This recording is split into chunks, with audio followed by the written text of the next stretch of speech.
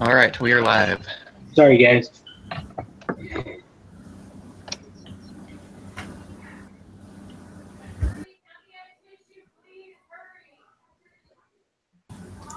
Okay.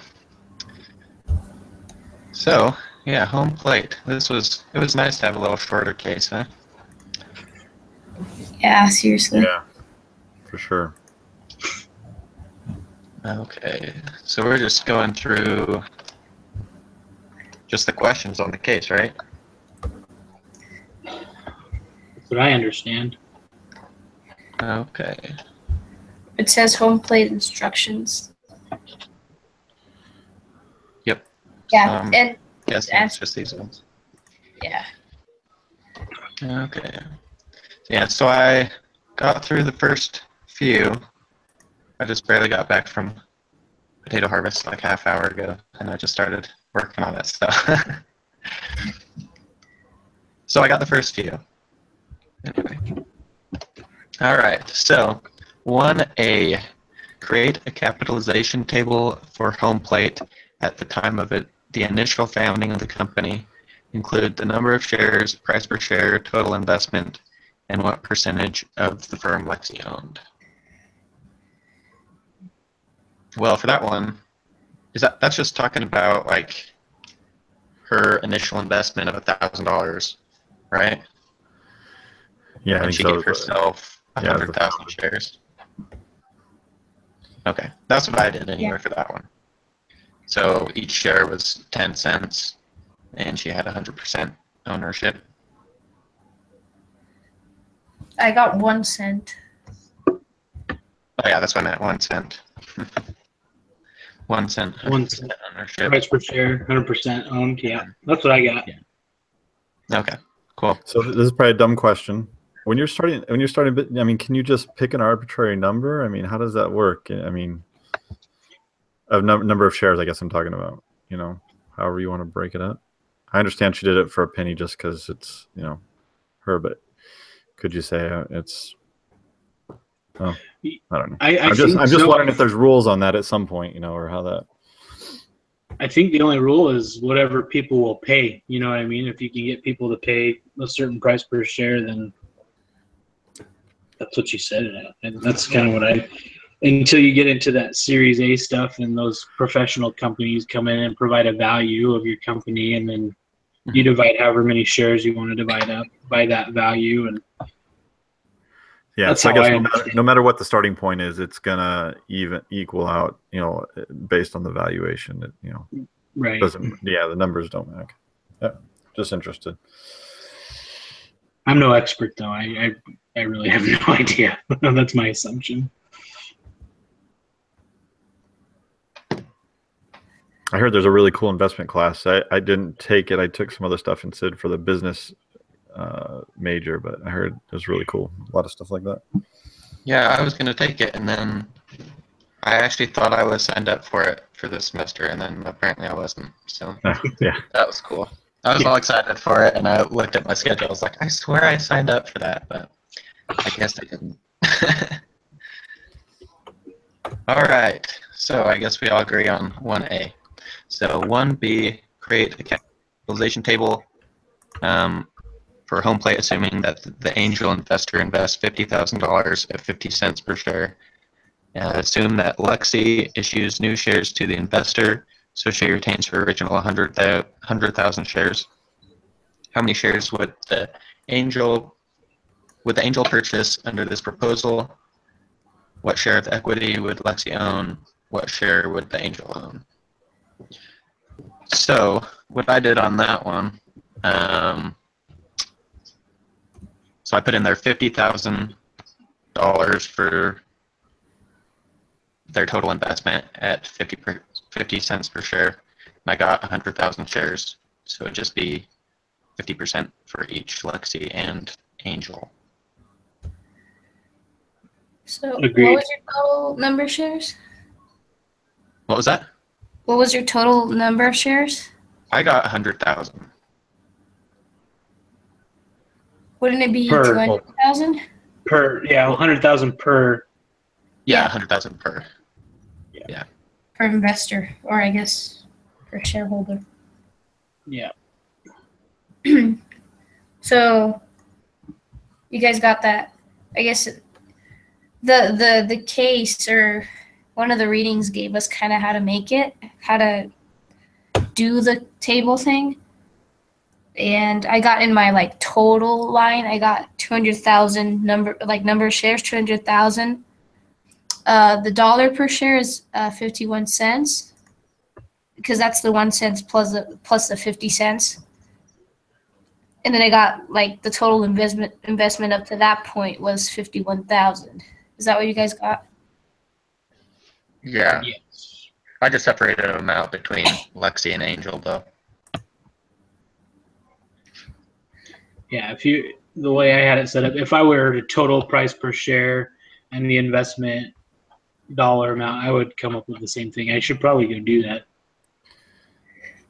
But So okay, so the investment amount was 50,000, and for this one, I don't have that document opening, and it's 50 cents per share, right, for the angel investor. Yes. right. So I have I have 25,000 shares. 50,000.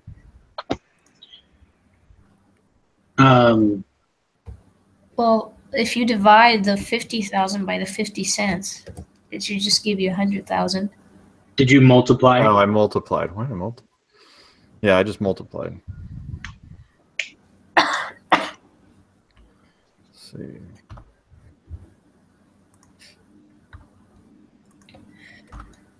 Okay. All right. Got it. Continue. Yeah, that was weird. That gave me 80-20 ownership. So I see now 50-50.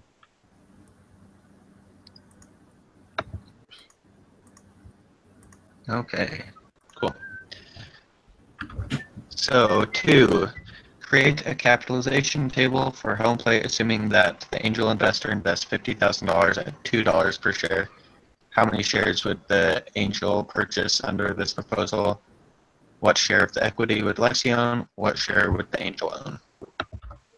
So for that one, I just I got the total investment of $50,000, and then the $2 per share. So I had 25,000 shares that the angel purchased. So that'd be 20% of their ownership, and then Lexi would own 80%. Yeah. So 80-20. Yeah. So at that point, we have, just to keep track, 125,000 shares at $2.01 each share, and total investment of $51,000. Yes. Agreed. Yep. Agreed.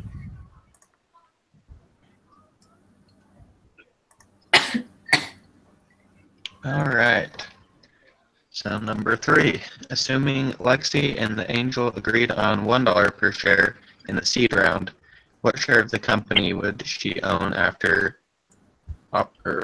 Series A, assuming she raises $300,000 at $2.50 per share?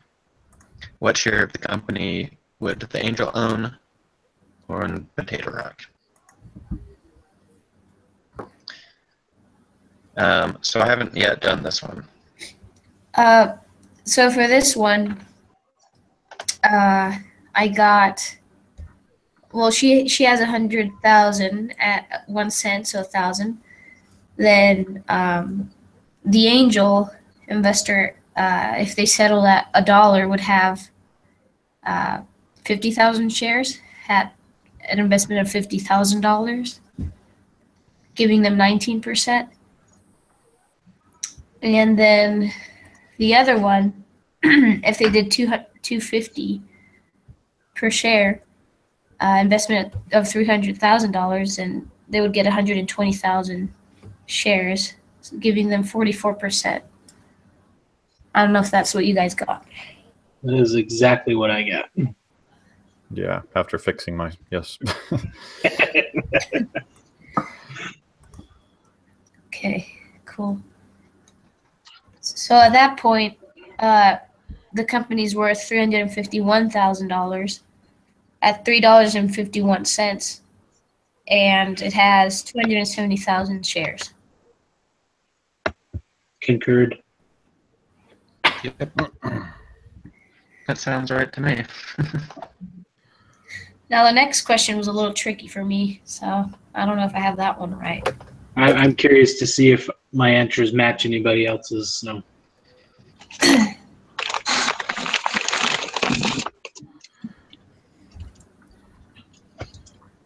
Brandon, I'm assuming you didn't get to this one. No, Okay. I just got the first three so far, and then. All right. So create a capitalization table for Lexi's venture after raising her sales or her Series A funding using the following assumptions. A, Lexi chooses $50,000 convertible debt instead of equity for the angel round of financing, and no equity is issued during the seed round. Right. So I guess I'll venture what I said here. Obviously, Lexi still has her $100,000 shares at 1 cent per piece. And then I guess skipping the angel investor. Well, yeah, focusing on the shares right now. I'm going to skip the angel investor just to make it work in my head. So I jumped down to Potato Rock in the Series A investment round at 300,000 at $2.50 a share, giving them 120,000, and then working all the math, I guess, for the discounted rate on the angel investor, which I think came a year later after the Series A round happened. You have $50,000 at the discounted rate at $2.25 per share, giving them 22,222 shares.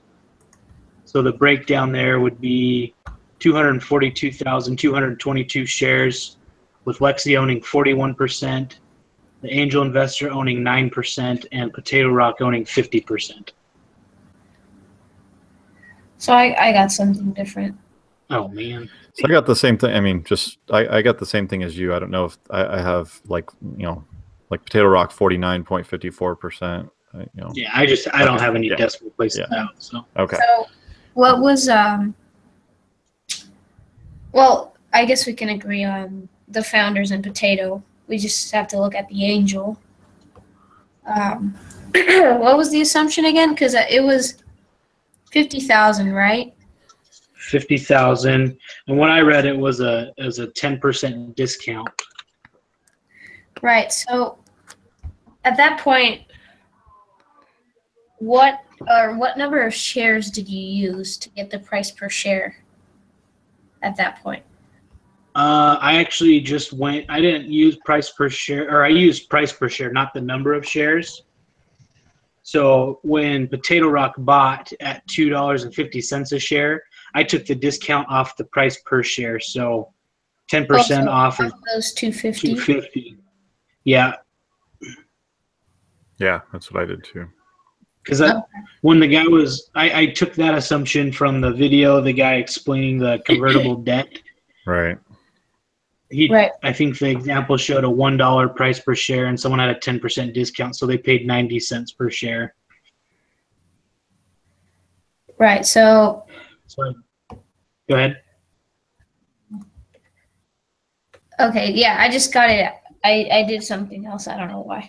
Probably because I'm sick. But I don't know. I just took the post money value and divided that by, I guess, the number of shares at that point. Mm-hmm. Because I don't know. I kind of took it as they're going to do whatever the post money value of a company was. You know how in the video he said like pre-money and then they raised a certain amount and then. But that's how they got the post money amount. Yeah, so I don't know. With that, I thought it was worth a little less. But I don't know. You guys are probably right. Yeah, I thought I was missing something because there's a lot of steps, or not a ton, but a bunch of different steps and things he's talking about in that video. And then it seemed to me it came down to just the fact that whatever the discount is, you're going to take that off of the price. You know, everything's on hold with the angel company until a deal is met with the Series A company, and then when that's done, you're going to take whatever that discount is. You're just going to take it off of that, you know, per share price and plug it in for the angel, and then that's it. If that's, you know, I thought, Yeah. no, so And that's how I thought of it. What was confusing for me was what that price per share was, because I don't know if it was after the Series A, then they got their part of it, or if it was like with the valuation that the Series A gave exactly. I don't know. In the video, it was a really simple example. I guess it's a little different than this one. right. Yeah. But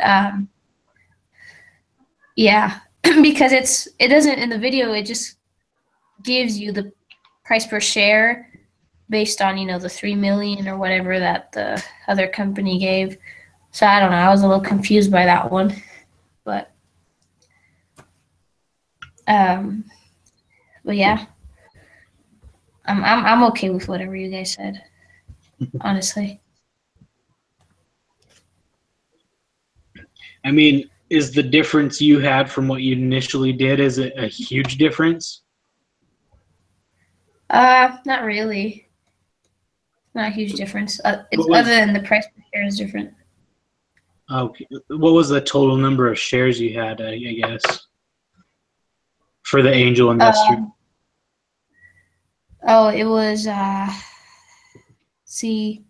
34,821.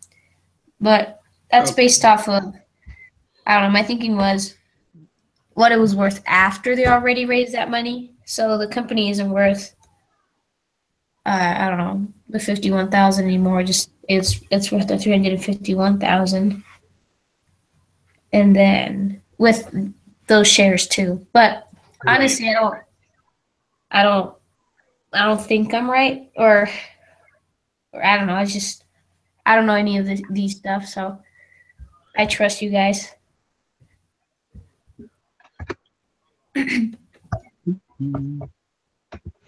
All right. So 4B, the convertible debt carried a 0% interest rate.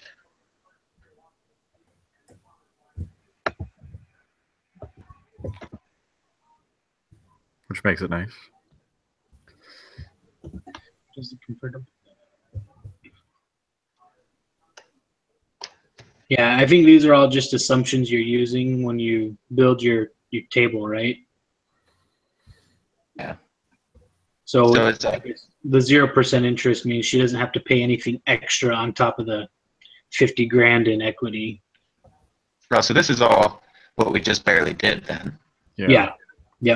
Oh, okay. So basically, she would get, more ownership compared to the other options, I guess, except if, you know, that one option where the angel investor paid $2 a share, but I doubt they would do that for only 20%. So I don't know. This just increases her I guess her share of the company in general.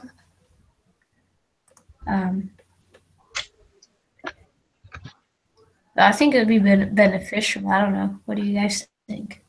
Are you talking about question number 5? Yeah. Are you guys in another question? I think we were. Yeah, I think we're we're all ready to. Okay. We're talking about question 5. Yeah. Okay. No, I agree. I think it allows her to retain more ownership of her company, rather, because she doesn't have to give away that equity piece right off the bat, like she does if it was just a normal investment. So it, like you just said, it allows her to maintain more ownership of her company. Yeah, for the angel, it doesn't seem too good. I mean, Yeah, he's still paying out the same amount of money and coming away with less of an investment.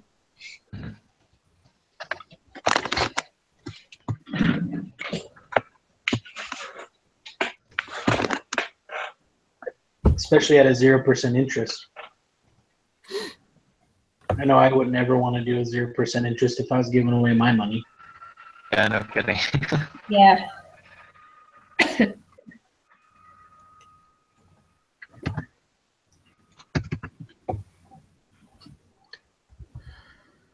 All right.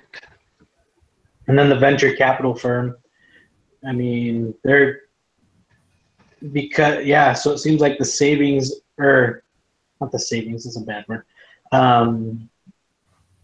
The even compared to the $1 per share going to the investor in the previous cap table we built, just eliminating that for the investor added another 6% ownership too for them. So it benefited the venture capitalists as well.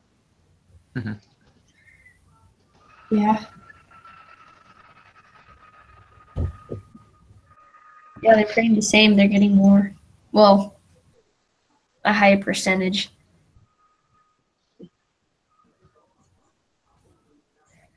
But they're all taking equity from the angel investor, so. Right. Yeah, it seems like everyone benefits except the angel investor. Hey, they took the risk. It's their fault. That's true. All right, let's see. Number 6. Which option should Lexi choose for the seed round based on your analysis?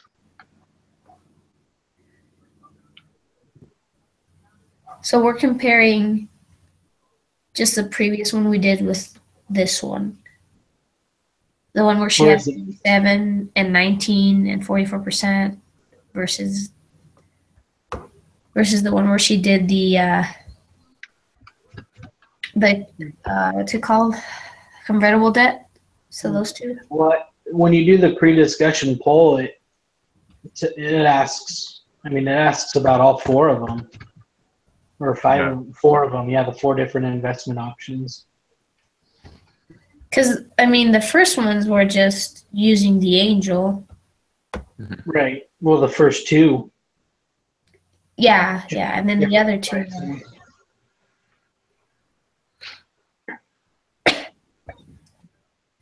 I would say probably that 4th I guess I'd be curious to see what the benefit of just using the angel investor would be, as opposed to not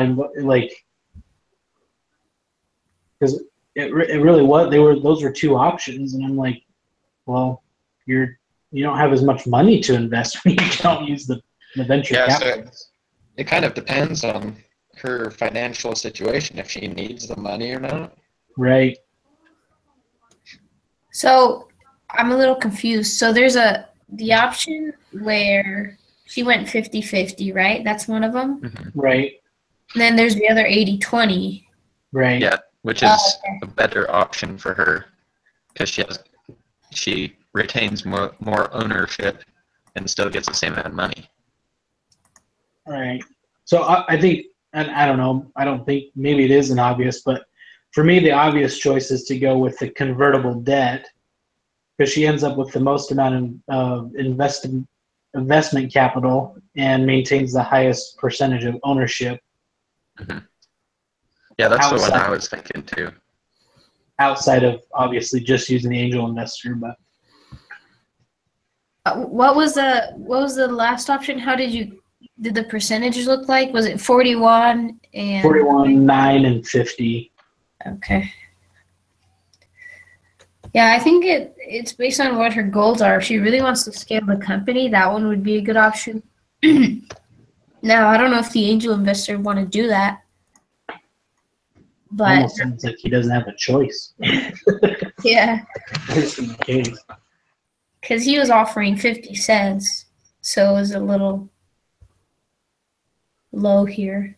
Right. But it's more convenient for the angel investor to do the $2 and get 20% than the $2.25 and get 9%. So, I mean, what do you think, from Jason? her standpoint, yeah, like either that 80% or go with the convertible debt.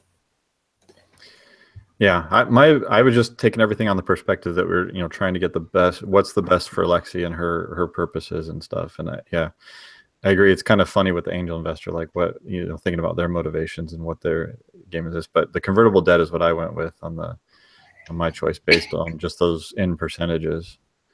It was the best for her, I thought. And that's all the way basically around, because so. she gets more capital to Right. the business. She Yeah, can do I more with- assumed, yeah, she was going to need she was going to need the money and all that. So.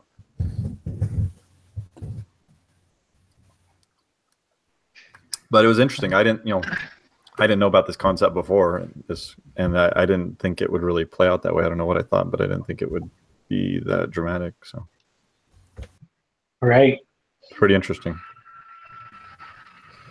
Maybe that's why a lot of people don't like to do that.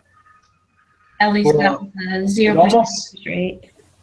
In the research I did about cap tables, because I was like, what the heck is a cap table? Because I haven't read the other attachment yet. I need to go read it, but it sounds like the convertible debt's actually a pretty viable option these days. A lot of people do it. Because Really? they don't have to give away equity in their company off the bat. So if they can find people to do it, they take that option. So yeah. I guess the question would be, is the option on the table that often?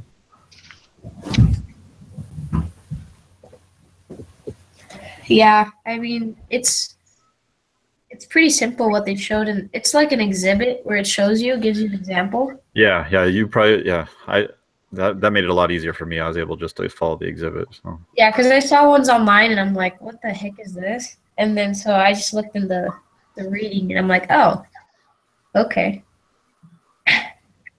Yeah, I tried YouTube, and those were all like hour-long videos. I was like, I'm going to see if I can just put this together myself.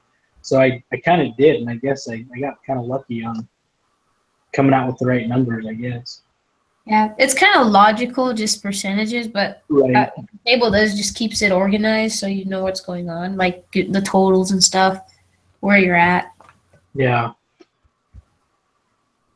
Yeah, it'll be interesting to see if we went about it the right way, working on just the price per share, or if we should have done it your way, Juliana. Yeah, I don't know. The video, I mean, I don't know. For me, it meant something else, but this seems simple enough. Maybe I'm just looking more than I should. I don't know. But That's usually what I end up doing, making it more complicated. yeah. Usually my MO. Yeah, because I was looking at like pre-money and post-money, and that's like a formula that's also there. Stuff but yeah. Yeah, that was interesting to me. It seems like I don't know, it just seems like it would be a lot more involved in deciding what a company would be valued at, like a new company. But when you break it down, it's just it is a series of guesses. But then it starts that way, but then it ends up with the whole post money and what somebody's willing to pay. So I learned from that. Yeah. Because if we were to take all that, like, if they were to get their equity off of what it's worth after, the price would be actually $1.60, not the $2.25, just because we're taking into account all the other shares that they already raised at that point or they have at that point. So that's like the only difference, basically. And with the discount, it actually comes out to like $1.44, so pretty cheap. That would change everything. You'll get 14%, the angel investor. Yeah. But I just didn't really know how to read it. Like, just the timetable of it is a little strange. And it seemed to me that in the videos, like, let's look at the post money, and then from there, let's get the share price. Kind of. But, I might Working it backwards. Yeah, so I kind of worked it backwards, and that's what I got. But honestly, I don't care. So, Edit that part out, Brandon. Yeah, we do Oh. here. I'll do what I can. I mean, I'm no video editor, So- but With your $1.44, I'm just looking at it here. That's With that, she would have 39%. Right. The other would have 14, and then the other would have 47. so A little more for the angel, which in my Right. opinion made sense because that's like after the other they're not getting their or investing or getting their shares until after the other company evaluates. They wait for that moment, and that's right. it. And so that was my train of thought. But the other way makes complete sense to me too. But I don't know. I always don't assume it's that simple. It's just kind of how I am. Right. Usually what I do. That's why I said I thought something was wrong, because I watched the video and was like, okay, he's talking about a lot of stuff, but this seems like you just take the discount number here. I wonder if that 10% is real life typical, or if that discount number is, because you could, up that a little bit, and that's gonna, help out the angel investor. Right. Yeah. It's like, is this just for easy math? Yeah, maybe. Yeah, and it might be higher. Who knows? Yeah, I don't know. I guess I'm trying to remember the video and the process he went through, because there was no pre-money evaluation, right? They just punted, they quote unquote punted that decision. Yeah. Well, They just what it was is like there was 1 million there. Who knows? Okay. What it was. It might have just been whatever the founder put. Who knows? It's just there. And then there's a 1.5 million that the other guys or the angels wanted to put in. and that Or was actually, based on sorry. the post-money. That was Yeah. serious. Yeah, because they want. Yeah. Oh, go ahead. Yeah. No, you're right. That was serious. So they Yeah. And then the other 0.5 or the 500,000 was what they raised from. from the angel investor or whatever. Right. So he left the 500K at the end, kind of like what we did. So our train of thought, up to that point is fine. And then the post money was 3 million, right? With all that together. So our post money in this case is 351,000, right? Well, I guess that's where I get kind of confused, because in the video he just said, "Here's your post-money evaluation." He's like, "This is what the company said it was worth," right? Right. Right. And that post money, then he says post money is simply pre-money plus what they raised. He mentions there. And it's also in that other like Okay. So if your post-money is pre-money, which in this case would be, well, I guess it was the $1,000 because that's whatever they had before raising it, right? She valued her company at 1,000 and got 100,000 shares right, at 1 cent. So plus the convertible debt, right? so plus the convertible debt, yeah.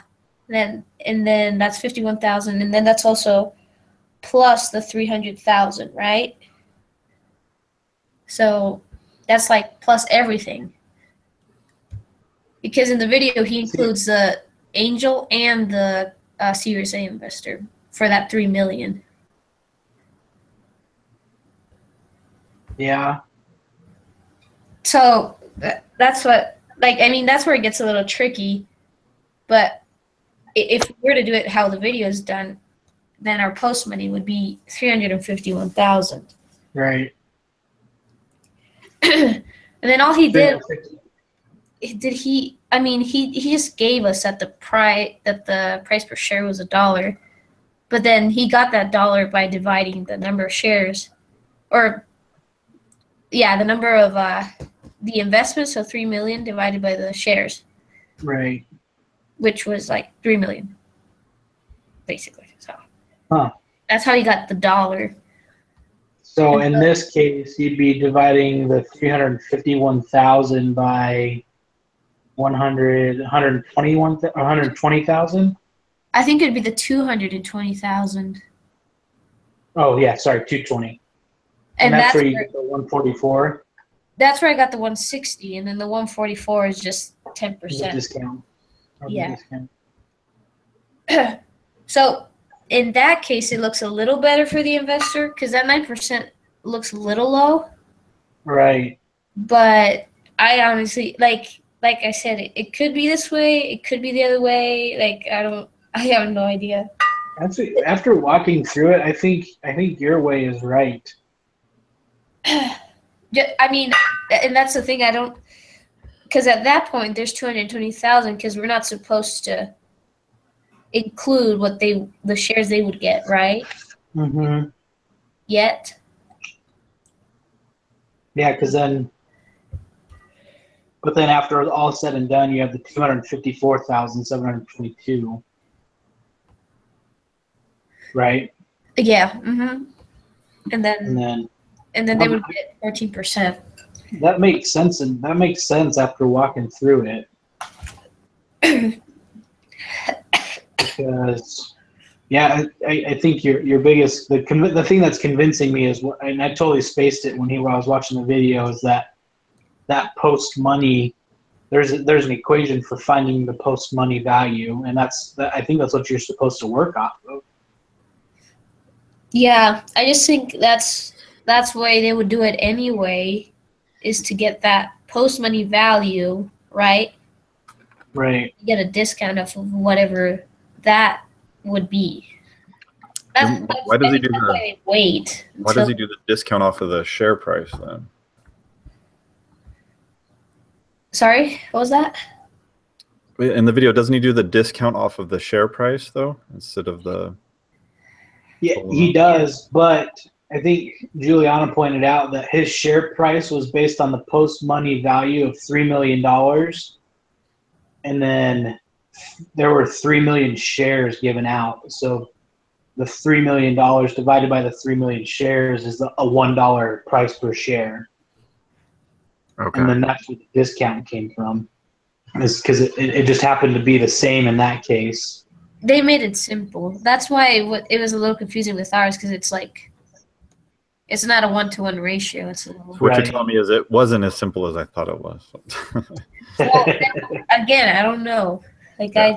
That's kind of makes sense because it was bothering me. I was thinking it can't be just that. It doesn't seem like it should be just that. Right.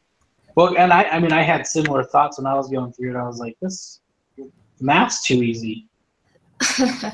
But I don't know. After going through the video, that's kind of what the impression I got out of it was during that pre and post, just like he did in the video. I mean, right. I with that. Well, and there you just had arbitrary numbers. He was like, well, let's start with a $1 million and then whatever. And he just kind of came up with that, where you had real numbers here. And that's what I think, where you're working with quote unquote real numbers from a case. I think that's the difference. And I mean, and the difference in ownership is just like a couple of percentage points. So, right, 39 and 14 and 47. So, which seems a little more attractive to everybody. Yeah. So I'd still go with the convertible debt option, but yeah, I think either case, if her goal is to not grow, I don't know, they go with the 80-20, but if her goal is really to get more money to grow her company, then yeah, honestly, that convertible debt looks pretty good. Right. And I mean, in the long run too, though, as you continue to, if you were to grow, 39% of a bigger numbers could potentially add up to more money than 80% of a smaller number. Right. Yeah, so I don't really know if that's like the right way of doing it or not, but it just made sense after the video. But again, the other way also makes sense to me. So I'm gonna for the analysis I'm gonna do when I submit my case study analysis. I'm gonna use the steps you followed. That seems the more accurate way to do it, I think. That's fine. I think I'll do the same. I mean, it's what I have in my Excel file anyway. I don't plan on changing it. Yeah. I mean, if you bottom line it, the difference is the price per share. Right. Yeah. Sorry, Adam, my what do you internet guys- stopped working. Oh, shoot. We just had a really long discussion. Oh, Yeah. So I'm just on my phone data right now. Uh-oh. First, I can't get my computer to reconnect. I don't know what is wrong, but anyway, so hopefully it didn't just stop our recording. Oh, yeah. I I don't think think it's so. still It's still going, yeah. so just all right. So real quick, just bottom, Juliana, could you just say what the steps you guys taking the 10% off of the post money or post amount, right? Here, let me share my screen. I think I'm a visual person.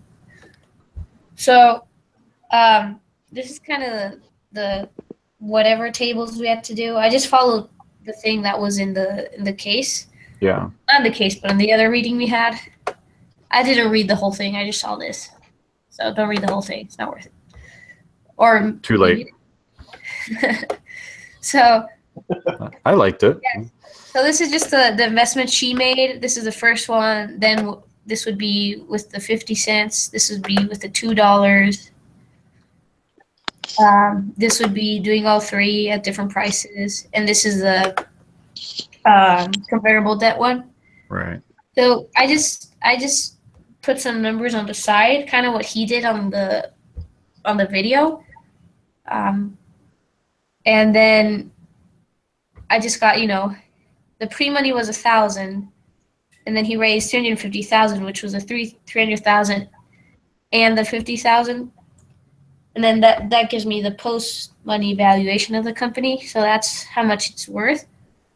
Right. And at that point, to get the post, I guess, price per share, I just did the 160 divided by the 220,000, which is basically just these two numbers. Not including whatever shares the angel gets. And then that gives me 160. And then the discount is just the 10% off. Okay. All right. I can see that. Yeah. So all those numbers off to the side there for you were just for that, the convertible debt, right? Right. Right. Right, yeah. I just kind of try to follow what the video said. But I'm pretty sure you can all include it in one table. I just did it separately, so I didn't get lost.